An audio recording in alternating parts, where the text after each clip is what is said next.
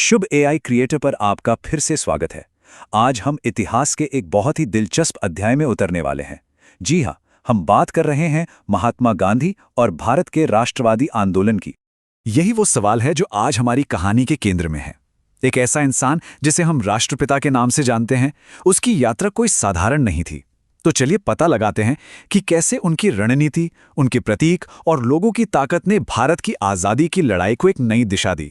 तो हमारी कहानी शुरू होती है जनवरी 1915 में, जब मोहनदास करमचंद गांधी भारत लौटे। लेकिन ये वो भारत नहीं था जिसे वो 1983 में छोड़कर गए थे। अब ये देश राजनीतिक रूप से कहीं ज्यादा सक्रिय था। सोचिए, गांधी जी दक्षिण अफ्रीका में 2 दशक बिताकर लौटे थे और वहां उन्होंने अहिंसक प्रतिरोध का अपना एक अनोखा तरीका, सत्याग्रह, पहले ही विकसित कर लिया था। इतिहासकार चंद्रन देवीनेशन तो यहां तक कहते हैं कि दक्षिण अफ्रीका ने ही उन्हें महात्मा बनाया।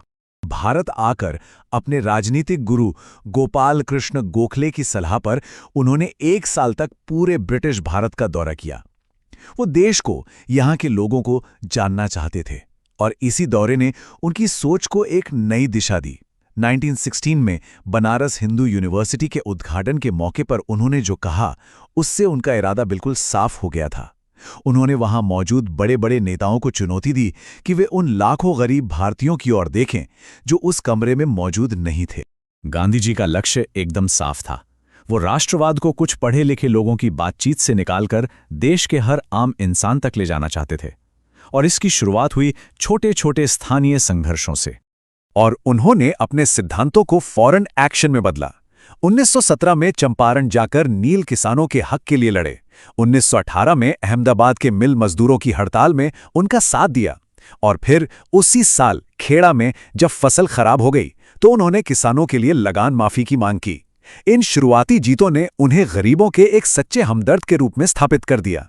यह सब तो अभी स्थानीय स्तर पर था, लेकिन 1919 में जब ब्रिटिश सरकार रॉलेट एक्ट लेकर आई, मतलब बिना मुकदमे के किसी को भी जेल में डालने का कानून, तो गांधी जी को एक राष्ट्रव्यापी आंदोलन शुरू करने का मौका मिल गया। और यहीं से जन्म हुआ असहयोग आंदोलन का। गांधी जी का संदेश बिल्कुल सीधा था। स्कूल, कॉलेज, अदालतें, सरकारी नौकरियां, सब कुछ छोड़ दो, टैक्स देना बंद कर दो।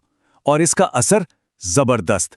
अकेले 1921 में 396 हड़तालें हुईं, जिनमें करीब 6 लाख मजदूर शामिल थे।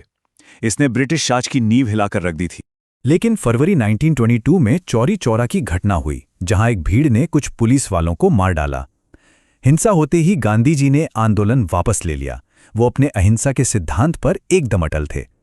जब उन पर देशद्रोह का मुकदमा चला तो जज C.N. ब्रूमफील्ड ने भी उनकी हैसियत को स्वीकार किया।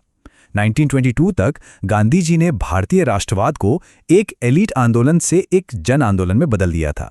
शुभ एआई क्रिएटर पर हम इसी तरह का गहरा विश्लेषण करना पसंद करते हैं। जेल से रिहा होने के बाद गांधी जी कुछ समय के लिए सामाजिक सुधारों पर ध्यान देने लगे, लेकिन 1930 में वो राजनीति में वापस आए, और इस बार अपने सबसे शानदार अभियान के साथ। ये एक बड़ा दिलचस्प सवाल है ना? आखिर इतनी सारी चीजों में से उन्होंने विरोध के लिए नमक को ही क्यों चुना? क्योंकि नमक पर सरकार का एकाधिकार हर एक भारतीय परिवार को चुभता था। सोचिए, एक ऐसी चीज जो प्रकृति हमें मुफ्त में देती है, उसके लिए हर गरीब अमीर को भारी टैक्स देना पड़ रहा था। ये एक ऐसा मुद्दा था जो देश के हर इंसान से सीधे तौर पर जुड़ा था। और फिर 12 मार्च 1930 को गांधी जी ने अपने साबरमती आश्रम से दांडी के समुद्र तट तक की अपनी ऐतिहासिक यात्रा शुरू की। शुरुआत में मशहूर अमेरिकन मैगजीन टाइम ने उनके पतले फ्रेम और मकड़ी जैसी टांगों का मजाक उड़ाया था, लेकिन जैसे जैसे मार्च आगे बढ़ा, उसी मैगजीन ने उन्हें एक संत और राजनेता कहना शुरू कर दिया। शुभ एआई क्रिएटर के हमारे दर्शकों के लिए ये जानना दिलचस्प है कि इस एक घटना ने दुनिया का ध्यान भारत के स्वतंत्रता संग्राम की ओर खींचा। ये पहला ऐसा राष्ट्रवादी आंदोलन था जिसमें महिलाओं ने बड़े पैमाने पर हिस्सा लिया, और इसने अंग्रेजों को ये यकीन दिला दिया कि उनका राज अब हमेशा नहीं चलने वाला। नमक मार्च की वजह से अंग्रेज बातचीत की मेज पर तो आ गए, लेकिन आज़ादी की मंजिल अभी भी दूर थी। अब कहानी पहुंचती है अपने अंतिम चरण में। बातचीत, दूसरा विश्व युद्ध और भारत छोड़ो आंदोलन। आगे का रास्ता बहुत मुश्किल था। कांग्रेस, मुस्लिम लीग और अल्पसंख्यक अधिकारों पर डॉक्टर B.R. अम्बेडकर के बीच असहमति के कारण बातचीत कहीं नहीं पहुंच पा रही थी। इसी बीच दूसरा विश्व युद्ध शुरू हो गया और 1942 में गांधी जी ने अपना तीसरा और सबसे बड़ा आंदोलन शुरू किया, भारत छोड़ो आंदोलन। ये अंग्रेजों से देश को तुरंत आज़ाद करने का आह्वान था। भारत छोड़ो आंदोलन एक सच्चा जन आंदोलन था। गांधी जी को तो फौरन गिरफ्तार कर लिया गया, लेकिन युवा कार्यकर्ताओं ने आंदोलन को जारी रखा। इस आंदोलन ने ब्रिटिश शासन के ताबूत में आखिरी कील ठोक दी। लेकिन जो सुबह आई वो अपने साथ एक गहरा जख्म भी लेकर आई। दूसरे विश्व युद्ध के बाद थके हारे ब्रिटेन ने भारत को आज़ादी देने का फैसला किया, लेकिन ये जीत कड़वी थी। गांधी जी का सपना था एक अखंड धर्मनिरपेक्ष भारत का था, लेकिन 1947 की हकीकत थी देश का बंटवारा और उसके साथ आई भयानक हिंसा। 15 अगस्त 1947 को जब पूरा देश राजधानी में आज़ादी का जश्न मना रहा था, गांधी जी वहां नहीं थे। वो कलकत्ता के दंगा प्रभावित गांवों में शांति स्थापित करने के लिए पैदल घूम रहे थे, उपवास कर रहे थे। हिंदू मुस्लिम एकता के लिए उनकी कोशिशें कुछ लोगों को पसंद नहीं आईं और 30 जनवरी 1948 को एक हिंदू कट्टरपंथी नाथूराम गोडसे ने उनकी हत्या कर दी। विडंबना देखिए, वही टाइम मैगजीन जिसने कभी उनका मजाक उड़ाया था, अब उनकी शहादत की तुलना अब्राहम लिंकन से कर रही थी।